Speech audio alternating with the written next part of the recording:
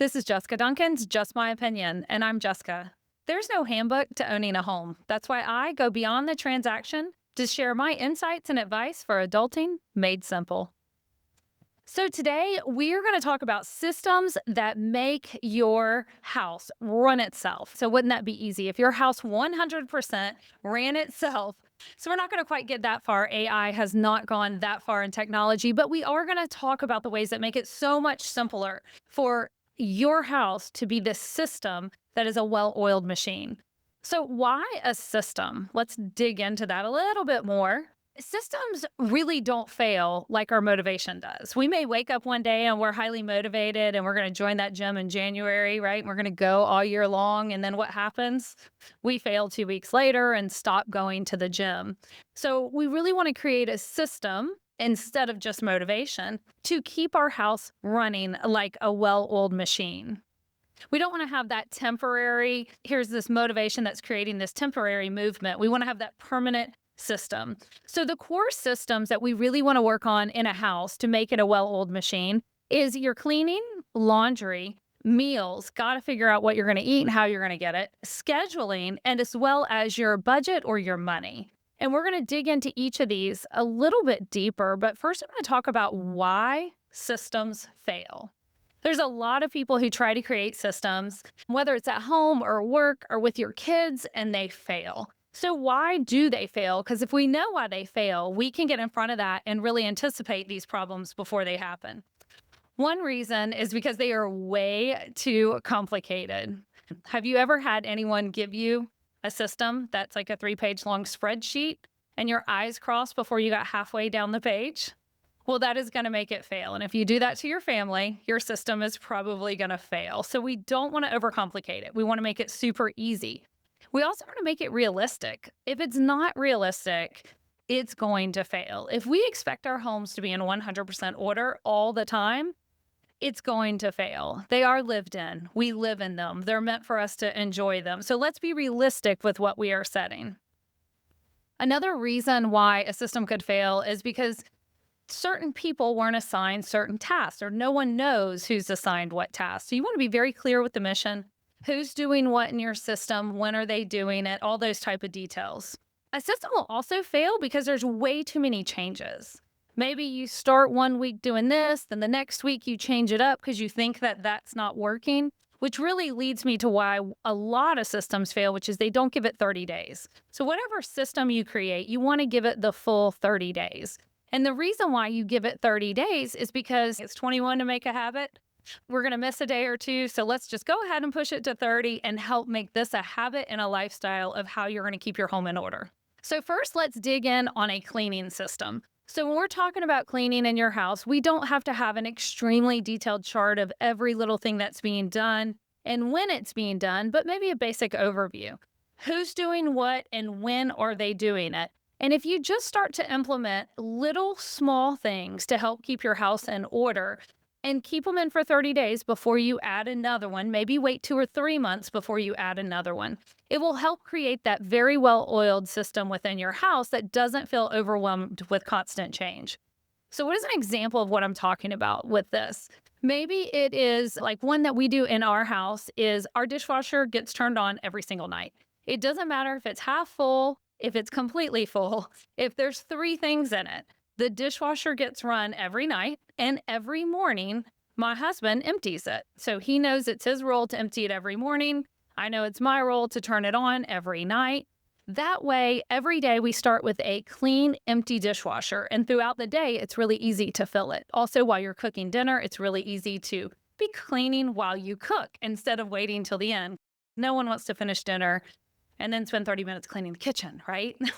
So that's a very simple, easy system that you can implement that's just going to help make sure your kitchen stays a little cleaner. And so that's what I mean. Don't make this overwhelming process. Start with these simple things. And you'll notice what I did there is at a certain time, this always happens. You can also do it maybe with a certain trigger. Every time X happens, then B happens, no matter what that is. Every time you walk in the door, you stick your keys here. Every time you walk out of the bathroom, you do this. Just little things like that that can help create systems that will help the house run itself. So let's talk about laundry. Everyone loves laundry, right? Said no one ever.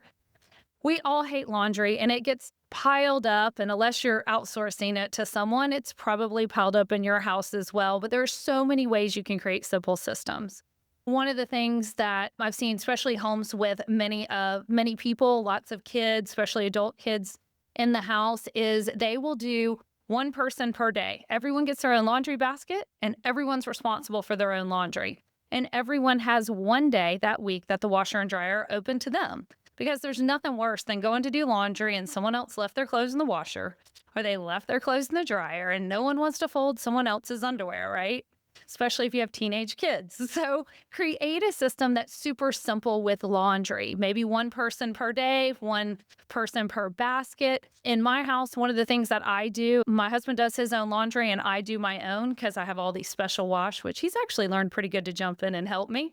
But as I take my clothes off, I have a laundry basket that has 5 bins in it. And I sort my clothes as I'm taking them off: darks, whites, special washes, towels, and jeans. That way, I never have to spend time sorting clothes. I always know when there's a full load so I can throw them on. And laundry doesn't become such this daunting task that I spend an entire day doing laundry. It's, oh, hey, look, my whites need to be thrown on. Let me do that load right now. But it's just a simple step that's made it really easy for me. And again, that's following that rule that I was talking about before. When I do this, I do that. When I take my clothes off, I sort them. So it makes it just a super simple system, even for your laundry. So one of the big challenges that all households, I don't care how many people you have in your house, it seems to be a challenge for everyone, is meals. What are we eating for dinner tonight? And of course, it always goes back to the decision if you're going out to eat, who's deciding where we're going? That no one ever wants to make that decision, right? But then as soon as you choose something, yeah, I didn't want that place. So we're going to talk about meals and how you can create a system to really run itself and make it more simple. So you want to pick maybe one day a week that you do your grocery shopping and you plan your meals out for the week. Don't try and plan more than 7 days. I used to be very, very organized and would try and plan out 30 days ahead. Sounds great, very forward thinking. Unfortunately, life happened and that would get completely messed up. So you want to try and stay 7 days ahead. What am I going to eat over the next 7 days? What am I going to prepare for meals for the next 7 days? Do I need lunch stuff? Do I need any other household items, right? Once a week, we want to plan out what we're going to cook that week and what we need, and do shopping one day. Instead of running to the store every evening after work, create that simple system. I want you to be realistic with this, though. Look at your schedule. We all have great intentions of cooking 7 nights a week, staying home, not spending the money on going out to eat. But let's face it, life happens, and that is not what's going to end up happening. So be realistic with that. I always look at my schedule and go, wow, I have 3 nights in a row that I'm going to events or working with clients until really late. So I may not be getting home till 8:30, 9 o'clock, 3 nights in a row. I may not be starting to cook at 9:30 at night. So let's think a little ahead. Let's not buy groceries for those nights I'm just going to have to throw away. On the flip side, I also plan ahead. So anytime I make something that's easy to make a large amount of and freeze, especially things like soups, enchiladas, lasagnas, different large casseroles, anything like that, I go ahead and make extra and throw it in the freezer. So those nights where I don't feel like cooking, I can pull something out of the freezer real quick. Or the nights that I have an event and maybe my husband's at home, I have those backup meals ready for him. That's just another system I'm doing. I always have soup in my fridge so that if one of us gets sick, or in my freezer, I should say, if one of us gets sick, or if a friend gets sick and I want to drop by unexpectedly, just really last minute notice to bring them some fresh homemade soup, I can do that because let's face it, no one gets sick when it's planned and convenient. It's always when it's not. So create this system with your meals and how you're planning this out, as well as when you're shopping and how you're going to get that stuff. I am a huge fan of the grocery delivery services, whether it's Instacart, Walmart delivery. I love them all. It is so much more convenient, and I seem to spend less money because I only get what I need instead of getting everything when I go to the store when I'm hungry. So we use Instacart as our grocery shopping system. So what do I mean by that? My rule in the house is if you want it, it must go on the Instacart list. If you use the last of it and you want us to buy more of it, it has to go on the Instacart list. That way, everyone in the house too knows what we need, and I can make sure and get it ordered. I don't want to be responsible for, hey, I used the last of the mayonnaise and I failed to tell everyone, or they tell me and it's my responsibility to put it on the list. We got enough going on in our minds, right? So put it on the list and it gets ordered. It's that simple. I will say I'm also a huge fan of automating anything I can automate. That stuff that we know we're going to need all the time. I don't like to do this with perishable items because life does happen, or you go on vacation and you end up wasting it there. But things like Finn's dog food, we know Finn's dog food is going to have to come. I think we have it set up on about every 5 weeks. And in the beginning, sometimes you have to switch this up until you figure out the exact amount of time. Originally, I think we did every 4 weeks or 6 weeks and then had to adjust. But I have his dog food set up on automatic delivery. I never have to run out of dog food. I also never have to go pick up a 40-pound bag of dog food. It just arrives at my door. Things like deodorant, laundry detergent, all of our vitamins that we take, they're set up on Amazon. They just show up at the door right about 3 days before I run out. So set everything up you can automated just to make it super simple. And if you do something like Amazon, it is really easy to go in and adjust those times. And you can push one just back a couple weeks if maybe something happened and you quit taking that vitamin. And so you have too many, or you can reset your whole order. All right. So we've talked about your cleaning system. We've talked about your laundry system, talked about meals. Now let's talk about scheduling. So scheduling in a house can be important because depending on how many people you have, who's going where, when do you have to be somewhere, and how do you communicate that? So you have to have some sort of centralized calendar, whether that's an old school calendar on the wall, a cork board, a dry eraser board on the fridge, or even an app or an Outlook or something like that you're inviting each other to. Everyone's got to know what's going on in the household and when and where you have to be somewhere. So make sure you're using some form of scheduling system. Don't make it too complicated, just something simple. And when it comes to money and your budget, we've got to have a really good plan there. You don't want to end up with late fees or missing bills or your power being shut off because you didn't pay that. So come up with a really simple system. Again, I love automation. I use the bill pay through my bank to pay as many bills as I can automated. My house payment comes out automatically, it's sent to them. But let's talk about how you set that up. It's very important to me that I don't allow people to pull money out of my bank account. I want to have my bank pull the money out and send it. And the reason for that, if you ever had a mortgage get sold to a new servicer and now you have to start making your mortgage payment to a different company, sometimes they keep pulling that money out and it's really hard to stop it. Or have you ever had that gym membership that would not stop pulling money out of your account for 8 months? So things like that, I don't like companies to pull money out of my account. But through your bank, most banks offer bill pay, and it's super simple for you to go in and stop it at any given time. You are in 100% of control. So in our house, we have a system like that.